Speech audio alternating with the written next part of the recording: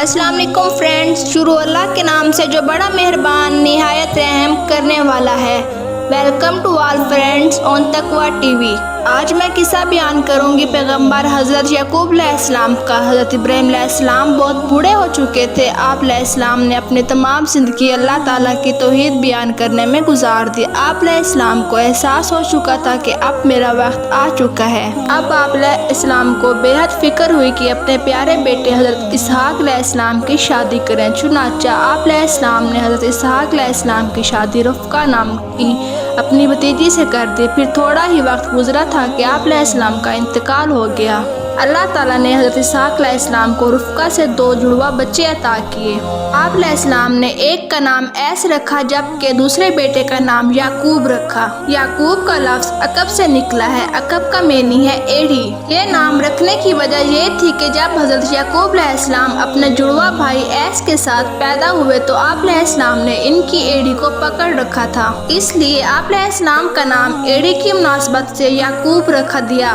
حضرت یعقوب علیہ السلام کا ایک نام اسرائیل بھی ہے۔ اسرائیل عبرانی زبان کا لفظ ہے۔ عربی میں اس کا ترجمہ عبداللہ ہے، یعنی اللہ کا بندہ بنتا ہے۔ اللہ تعالیٰ نے حضرت یعقوب علیہ السلام کو 12 بیٹے عطا فرمائے اور اللہ کی ذات اور اللہ کی شان ان میں سے ہر ایک سے آگے ایک مستقل خاندان بنا اور یہی 12 خاندان بنی اسرائیل کہلائے۔ 12 خاندان یعنی کہ حضرت یعقوب علیہ السلام کی اولاد۔ اللہ تعالیٰ نے ان 12 بیٹوں میں سے حضرت یوسف علیہ السلام کو ایک خاص مقام عطا فرمایا تھا، وہ یہ کہ حضرت یعقوب علیہ السلام کی اولاد میں سے صرف اور صرف حضرت یوسف علیہ السلام کو نبوت ملی اور یہ 12 بھائی 4 ماؤں میں سے تھے۔ ان میں سے حضرت یوسف علیہ السلام کے سکے بھائی کا نام بنیامین تھا۔ حضرت یعقوب علیہ السلام اپنی تمام اولاد میں سے ان 2 بھائیوں سے سب سے زیادہ محبت کرتے تھے اور حضرت ابراہیم علیہ السلام ان دونوں سے دوسروں کے مقابلے میں زیادہ پیار کرتے تھے۔ ایک دفعہ حضرت یوسف علیہ السلام نے اپنے والد سے کہا کہ ابا جان، کل رات میں نے خواب میں دیکھا ہے کہ 11 ستارے، سورج اور چاند مجھے سجدہ کر رہے ہیں۔ حضرت یعقوب علیہ السلام نے حضرت یوسف علیہ السلام کو فوراً سمجھایا کہ بیٹا، اپنا یہ خواب اپنے بھائیوں کو مت سنانا، ان سے چھپا کر رکھنا۔ مجھے ڈر ہے کہ وہ حسد کے مارے آپ کو نقصان دیں گے اور کوئی چال چلیں گے۔ اور ساتھ میں خوشخبری بھی دی کہ اس خواب سے یہ معلوم ہوتا ہے کہ آگے چل کر اللہ تعالیٰ تمہیں پیغمبری دے گا اور تمہیں خوابوں کی تعبیر کا علم دے گا اور تم سردار ہوگے۔ باقی بھائی حضرت یعقوب علیہ السلام کا حضرت یوسف علیہ السلام اور بنیامین کے ساتھ سلوک دیکھ کر ناراض رہتے تھے۔ بالآخر انہوں نے اس بات کا ارادہ کیا کہ کسی طرح یوسف علیہ السلام سے جان چھڑائی جائے اور پھر ابا جان پوری طرح ہماری طرح متوجہ ہو جائیں گے۔ چنانچہ ایک بھائی نے بڑے چالاکی سے حضرت یعقوب علیہ السلام سے اس بات کی درخواست کی کہ یوسف علیہ السلام ہمارے ساتھ کھیلنے چلے جائیں اور وعدہ کیا کہ ہم ان کا خیال رکھیں گے۔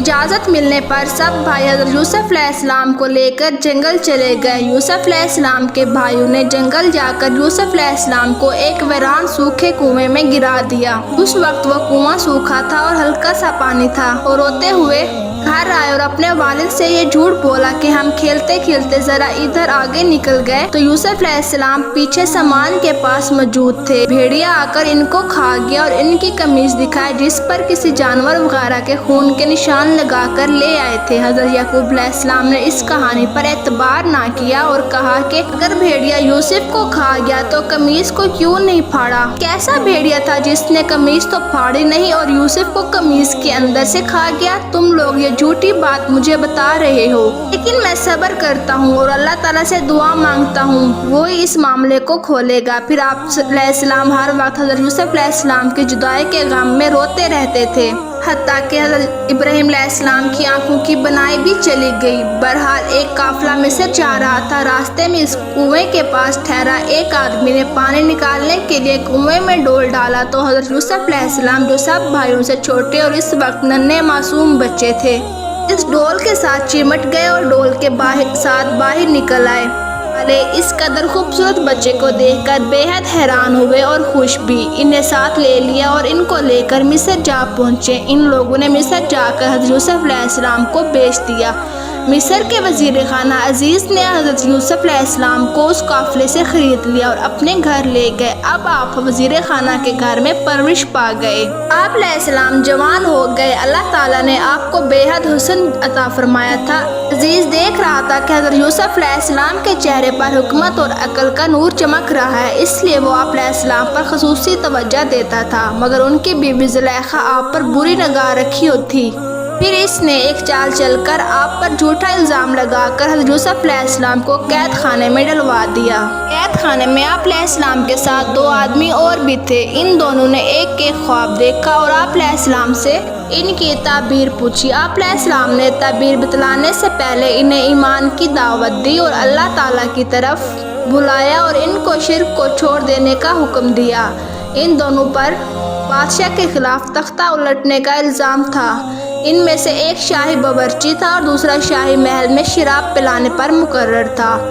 ان میں جو شاہی محل میں شراب پلاتا تھا، اس نے خواب دیکھا کہ وہ شاہی محل میں شراب نچوڑ رہا ہے، جبکہ شاہی باورچی نے خواب دیکھا کہ اس کے سر پر روٹیاں رکھی ہیں اور پرندے آ کر ان روٹیوں سے کھا رہی ہیں۔ حضرت یوسف علیہ السلام نے پہلے شخص کو خواب کی تعبیر بتائی کہ وہ پہلے کی طرح دوبارہ بادشاہ کو شراب پلایا کرے گا، جبکہ دوسرے کو یہ تعبیر بتائی کہ اس کو سزائے موت ملے گی۔ پھر دونوں کے ساتھ ویسا ہی ہوا جیسا حضرت یوسف علیہ السلام نے خواب کی تعبیر میں بتایا تھا۔ جب دونوں قیدی قید خانے سے باہر جانے لگے تو آپ علیہ السلام نے شاہی شراب پلانے والے سے کہا، جب بادشاہ کے پاس جاؤ تو وہاں میرا ذکر کرنا اور اس کو بتلانا کہ مجھ پر جھوٹا الزام لگا کر قید خانے میں ڈالا ہوا ہے۔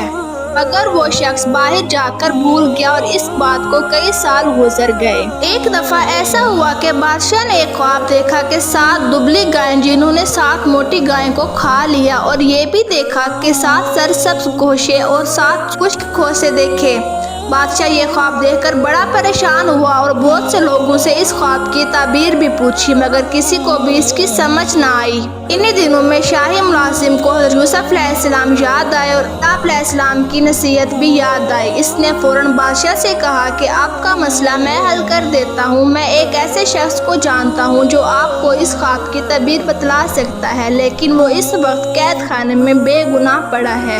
بادشاہ نے اس شاہی ملازم کو فوراً قید خانے بھیجا تاکہ حضرت یوسف علیہ السلام سے خواب کی تعبیر پوچھے۔ شاہی ملازم نے جا کر حضرت یوسف علیہ السلام سے خواب کی تعبیر بیان کرنے کی درخواست کی۔ آپ علیہ السلام نے اس خواب کی تعبیر کچھ اس طرح سے بیان کی کہ مصر پر 7 سال تو سرسبزی کے گزریں گے، تم لوگ ان 7 برسوں میں خوب کھیتی کرنا اور 7 سالوں میں اگنے والے غلے کو احتیاط سے استعمال کرنا اور کافی سارا ذخیرہ بھی کر لینا، کیونکہ اگلے 7 سال قحط پڑے گا۔ یہ ذخیرہ کیا ہوا غلہ ان 7 برسوں میں کام آئے گا۔ بادشاہ یہ تعبیر سن کر حیران زدہ ہو گیا اور اسے حضرت یوسف علیہ السلام کی بے پناہ عقل مندی پر تعجب ہوا۔ تو بادشاہ نے حضرت یوسف علیہ السلام کو فوراً قید سے رہا کروایا۔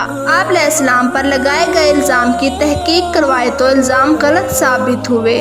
بادشاہ نے حضرت یوسف علیہ السلام کی عقل، صلاحیت، ذہانت اور حکمت کو دیکھتے ہوئے آپ علیہ السلام کو مصر کا وزیر خانہ بنا دیا۔ 7 سال تو خوشحالی سے گزر گئے۔ آپ علیہ السلام نے بڑی حکمت اور عقل سے ان 7 سالوں سے اگلے 7 سالوں کے لیے غلہ جمع کر لیا۔ جب قحط پڑا تو اس سے مصر کے پڑوسی ممالک بھی متاثر ہوئے اور سب لوگ یہ بات بھی جان چکے تھے کہ ان دنوں غلہ صرف اور صرف مصر میں ہے۔ اس لیے دوسرے لوگوں کی طرح حضرت یوسف علیہ السلام کے بھائی بھی باپ کے حکم پر غلہ لینے مصر آئے۔ ان کے ساتھ اس سفر میں بنیامین ساتھ نہ تھا، باقی بھائی ساتھ میں تھے۔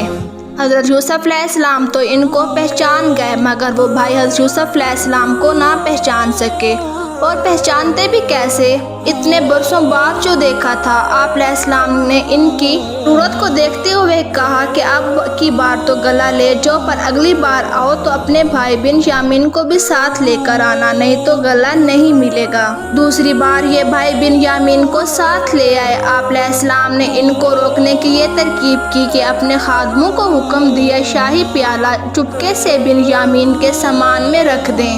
جب یہ بھائی غلہ لے کر لوٹنے لگے تو شاہی خادموں نے نے اعلان کر دیا کہ بادشاہ کا ایک پیالہ گم ہو گیا ہے۔ یہ سن کر سب بھائی لبیک زبان بولے، ہم نے نہیں چرایا، ہم نے نہیں چرایا، اور اگر چاہو تو ہماری تلاشی لے لو۔ اگر کسی کے پاس سے وہ پیالہ نکل آیا تو بے شک پیالہ چرانے کی سزا میں اس کو اپنا غلام بنا لینا۔